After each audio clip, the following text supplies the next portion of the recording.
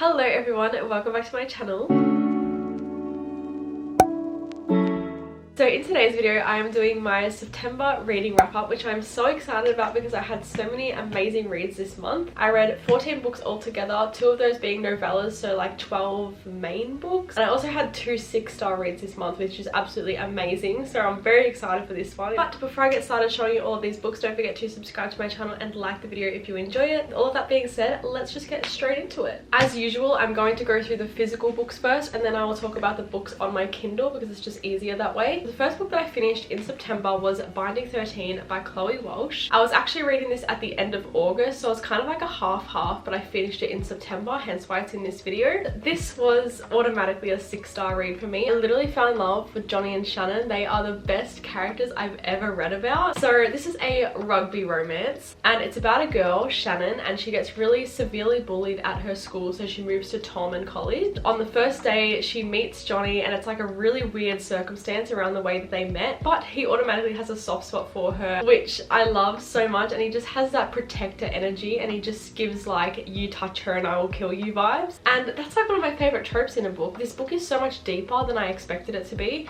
It is like a 700 to 800 page book, like it's really thick, as you can see. But honestly, reading this, it did not feel that long. It felt like I was reading a 300 page book. Like it was so jam-packed with things that happened that only took me a few days to read. Like it didn't feel long at all, and I love that in a book. I seriously cannot wait to continue this series. I'm actually reading Keeping 13 at the moment, which is the next book in the series. I just cannot get enough of their relationship. However, if you are going to take my recommendation with this book, definitely look up trigger warnings for this book because there is some very deep topics in this book. The next book is Caraval by Stephanie Garber. So this is the first book in the Caraval trilogy, and I actually read Once Upon a Broken Heart and The Ballad of Never After before going into this series, and this is the first book that I'm reading in the series, obviously. And honestly, considering I loved her other books and rated them 6 stars, this just fell flat for me. I did not really like this book at all. It was a 3-star read for me. However, everyone told me that the first book is the worst one in the trilogy and to keep going because they do get better, which I do believe, because honestly in fantasy series the first book's normally the worst. I don't know, it was just like really boring. I really struggled to push myself to read this. But Caraval is this big game that happens every year, and this particular year the main character gets invited. So Scarlett gets invited this year with her sister, and the goal of this year is that the winner will get 1 wish. The only thing is the game is not what it seems, and there's a lot of like illusions going on within the game and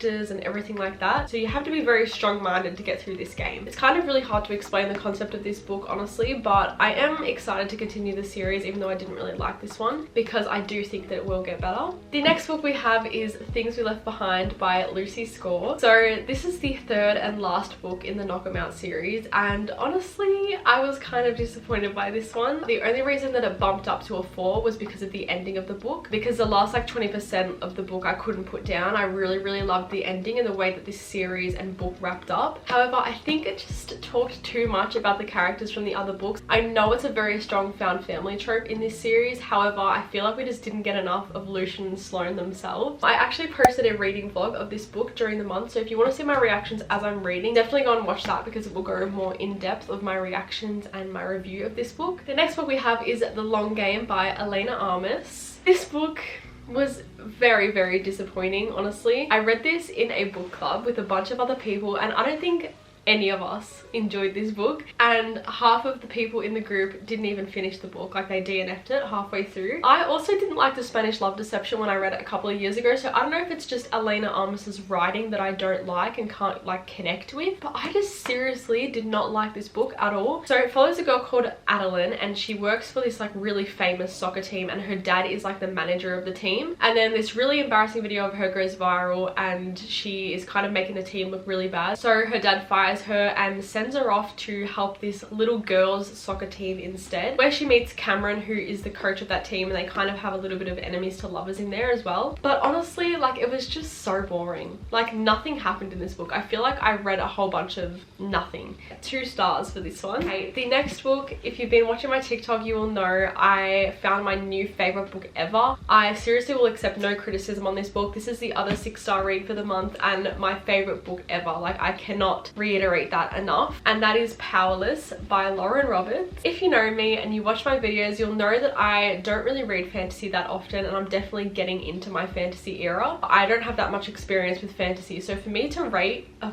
fantasy a 6-star in the first place is already shocking. As you can see, I tabbed this book a lot, and I don't tab books often either, but there was just so many things in this book that I wanted to tab, and so many amazing quotes in this book, and honestly I just loved every single character in this book. So without like giving you too much information about it, because I'd rather you go into it sort of blind, it gives Hunger Games, it gives the Selection series, it gives the Maze Runner, like it gives so many things and puts them all into one book. And this book was amazing. It's the first book and it's going to be part of a series, but the rest of the series isn't out yet. I cannot wait for the rest of the series. So in this society, there is elites and there is ordinaries, and ordinaries are said to be a plague to the elites, and the elites all have these different sort of powers. So for example, one of them can change into any animal that she wants at any point, and the ordinaries are said to like make their powers diminish pretty much. And every year they have this game, sort of like the Hunger Games, and Peyton is an ordinary living amongst the elite, and she is posing to be an elite herself by saying that she is a psychic. And this particular year she gets sent off to the game as well. It's called the Purging Trials,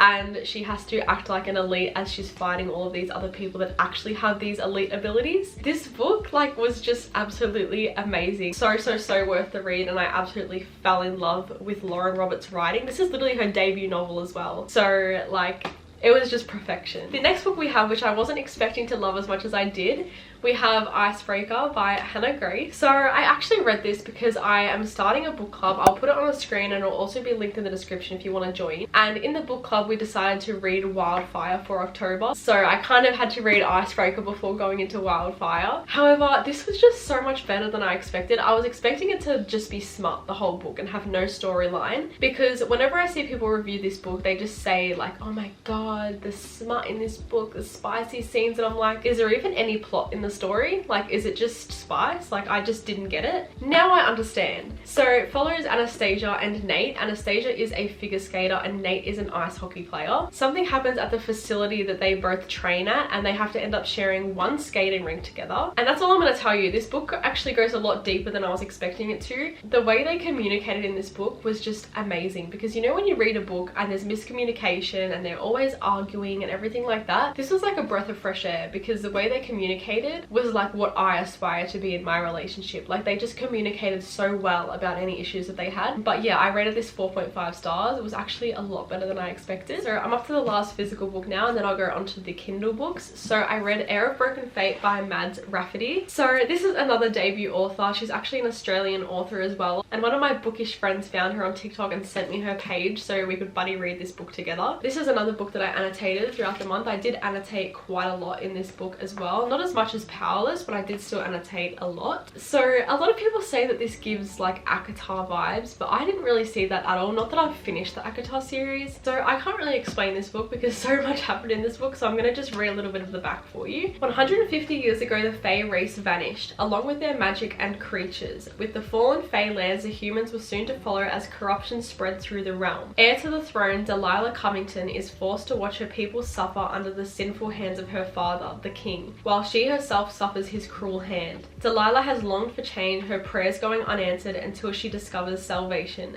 Fae are alive. It actually made me cry multiple times because of like the loss and the heartbreak and the things that happened to the main character in this book. Again, definitely look up trigger warnings because there is some very heavy topics in this book as well, but this book was amazing. This was another 5-star read for me. I absolutely loved it, and I cannot believe that this is a debut author. Again, how do people write such amazing books, especially as their first book? Like, it's just amazing to me, and that's like what I aspire to be. Like, I want to write a book that becomes everyone's 5-star. But yeah, this was absolutely amazing and I just loved it. I ate it up.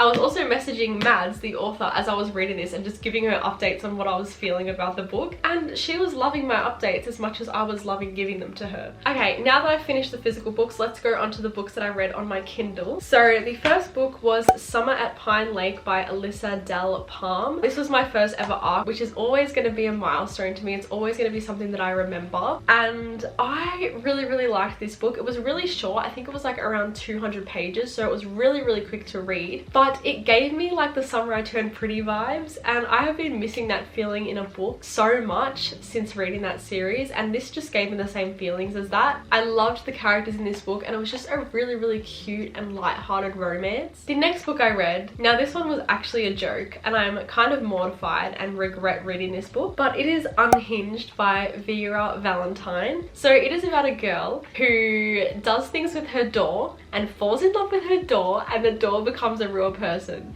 So like, I look at your door in your bedroom and imagine doing some like dirty things with it and then it becoming a real person. That's literally what I read in this book. As I said, I read it as a joke, and I was very mortified reading that book. I was literally sitting there with my jaw dropped. So yeah, that was a 1-star read. I don't know what you would expect me to rate that book. And then the next book I read from Frida McFadden was The Ex, and this one I actually really loved. I rated this one 5 stars, and I was saying in a TikTok how when you rate a thriller 5 stars versus like another book 5 stars, it's very much easier to give a 5-star rating to a thriller book, because if the plot twists get you and they leave you like shocked, that's kind of like the 5-star rating for me. So yeah, the point is that I do rate a lot of thrillers 5 stars if they do get me with the twists, and this one did. So this one follows a girl, and she has a new boyfriend, but she's also getting stalked and left these really negative messages from someone, like on the door of her apartment and in her little bookshop. Like all of these places, these mean messages are getting left, and she thinks that it is her boyfriend's ex, but she's too scared to say anything to him because she doesn't want to accuse her of doing anything. And that's all I'm going to tell you, but the twist at the end of that book really did get me, and I was very much left shook at the end of it. Then we have The Wife Upstairs by Frida McFadden. So this one I read because a lot of people on TikTok said that it's like very much similar to Verity by Colleen Hoover, and I personally really liked Verity. That book really did get me. The twists in the book were just insane, and I wanted something like that again, so that's why I picked it up. Honestly, the similarities definitely were there. They were very similar, but it was still done in its own way. Like the twist at the end wasn't the same or anything like that. I really liked this one as well. I rated this one 5 stars as well. But yeah, I'm not going to tell you much because I'd rather you go into it blind. Okay, we have 3 books to go. So the next book that I read, and I wish I had the physical copy, but they're not out in Australia yet, and that is The Naturals by Jennifer Lynn Barnes. So this is the first book in the Naturals series, obviously, and I gave this 5 stars as well. I also read this in a group with a bunch of other people, and I think we all loved it, and everyone said it gave like Criminal Minds vibes. I haven't watched that show myself, so I can't really make that connection. It follows a few teenagers who each have these like special like powers in a way. So a couple of them are profilers, one can tell when someone's lying, one can read emotions, and they all have these different things to help the FBI, and they have to help the FBI solve these like unsolved crimes. And the concept of this book was so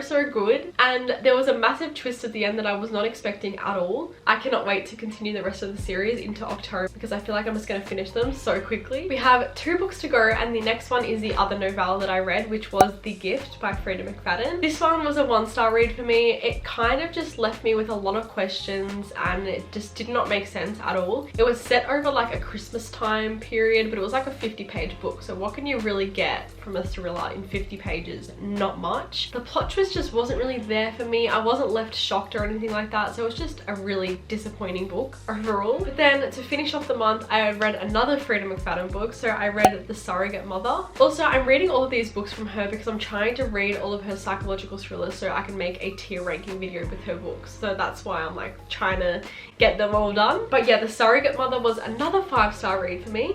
I really loved that one actually. So it follows a lady, and she is really struggling to get pregnant with her husband, and they decide they're going to adopt a kid that's from like this teenage girl that's having a baby that doesn't want her. Then the adoption falls through and they're left back at square one. But this lady has an assistant at work who is like kind of a younger girl, and she offers to be their surrogate, and through convincing her husband it ends up happening, and they end up actually planning for that to happen. And yeah, that's all I'm going to tell you. It's kind of really hard to explain, but I did really like it. The twist at the end really got me. This is one of my favorite books that I've read from her by far. Like, I know I rated all of her books pretty much 5 stars this month, but this is like one of my favorites for sure, because this one like just really got me. But yeah, that was the 14 books that I read in the month of September. Honestly, I cannot believe how fast this month went. Like, I know this whole year has gone really quick, but this month in particular has felt so fast. I don't know, there's just something about September that just flew by this year. But yeah, that was everything. So again, let me know know in the comments what your favorite read of September was, because I'd really like to know and give myself some more recommendations. I'm also putting myself on a book buying ban in October because this is just really unhealthy. I've just got so many books that I need to read on my shelves, like over 300. I will be going on a book buying ban in October, so don't expect any hauls from me. If I post any, you have to hold me accountable. Thank you so much for watching this video. Again, don't forget to give it a like and subscribe to my channel if you want to see more content from me. But yeah, I hope to see you in my next video.